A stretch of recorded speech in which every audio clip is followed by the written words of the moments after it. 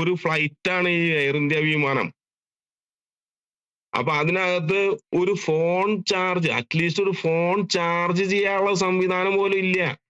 ഒന്ന് കാല് നീട്ടിയിരിക്കാനുള്ള സംവിധാനം പോലും അതിനകത്ത് ഇല്ല. എന്നുള്ള അത്രയും അവര് പറയുന്ന അത്രയും പൈസ നമ്മൾ കൊടുത്തിട്ടാണ് ഈ ടിക്കറ്റുകൾ ബുക്ക് ചെയ്യുന്നത്. എന്നിട്ട് ഈ ഇതൊക്കെ ബുക്ക് ചെയ്ത ആളുകളെ കൊണ്ടുപോയിട്ട് ഈ ജാതി കൊണ്ടുപോയിട്ട് അറ്റ്ലീസ്റ്റ് ഒരാളെങ്കിലും ഒരാൾ രക്ഷപ്പെട്ടത് ഭാഗ്യമെന്ന് ഞാൻ വിചാരിക്കുന്നത്. പക്ഷെ ബാക്കിയുള്ള എല്ലാരും കൊണ്ടിട്ട് കൊന്നു കളയാനാണ് ഈ മെയിന്റനൻസ് പോലും നടത്താണ്ട്. നിങ്ങൾ ഒരു എയർ ഇന്ത്യ വിമാനത്തിനെ എടുത്തിട്ട് ഒന്ന് ഒന്ന് ഒന്ന് നോക്കിയേ അതിന്റെ ഒരു എന്താണ് അതിന്റെ മെയിന്റനൻസ് ഒന്നും നടക്കുന്നില്ല ഇതില്. അറ്റ്ലീസ്റ്റ് ഞാനൊരു വിട്ട സാധനം ഒരു ക്ലിപ്പ് കണ്ടില്ലേ, മഴ ഡൽഹിയിൽ പുറത്തു പോയത് കൊണ്ട് നമുക്ക് ലാൻഡ് ചെയ്യാൻ പറ്റാത്ത സൗകര്യമുണ്ട്.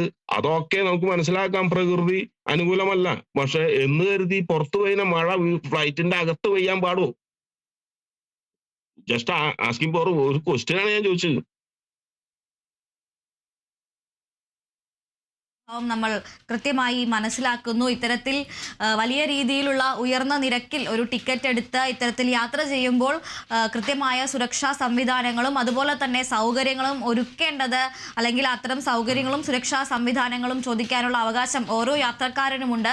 ഇത്തരത്തിലുള്ള പരാതികൾ കൃത്യമായി എയർ ഇന്ത്യയുടെയും അതുപോലെ തന്നെ അധികൃതരുടെയും ശ്രദ്ധയിൽ പെടുമെന്ന് നമുക്ക് പ്രതീക്ഷിക്കാം. അതിന് കൂടുതൽ ആളുകൾ ഇത്തരത്തിൽ പരാതികളും ആരോപണങ്ങളുമായി മുന്നോട്ട് വരികയാണ് എങ്കിൽ അത്തരത്തിലുള്ള നടപടികൾ അവർ കൈക്കൊള്ളും എന്ന് തന്നെയാണ് പ്രതീക്ഷിക്കുന്നത്. നന്ദി ശ്രീ പോളി വർക്കി. ഓക്കെ നിങ്ങൾ അത് ഇതിനെതിരെ നിങ്ങൾ പോരാടൂ. കാരണം ഈ എയർ ഇന്ത്യയിൽ അറ്റ്ലീസ്റ്റ് നമ്മുടെ എയർ ഇന്ത്യയിലും ഒന്ന് ചൂവാക്കാൻ വേണ്ടിയിട്ട് നന്നാക്കാൻ വേണ്ടിയിട്ട് ഒന്ന് പോരാടണം, പ്രവർത്തിക്കണം. Okay, thank you. അതുല്യ, ഗുരുതരമായ ഒരു ആരോപണം തന്നെയാണ് അദ്ദേഹം ഉന്നയിച്ചിരിക്കുന്നത്. ഈ ഒരു പുറത്ത് പെയ്ത മഴ ഈ ഒരു വിമാനത്തിന്റെ ഉള്ളിലേക്ക് വീണു, അല്ലെങ്കിൽ അത്തരത്തിലുള്ള ഒരു പരാതിയാണ് അദ്ദേഹം ഉന്നയിക്കുന്നത്. ഇതൊരു ഗുരുതരമായ ഒരു വീഴ്ച തന്നെയാണ് എന്നടക്കം നമുക്ക് പറയാൻ സാധിക്കില്ലേ? ഇത്തരത്തിൽ നിലവിൽ കഴിഞ്ഞ വർഷം അല്ലെങ്കിൽ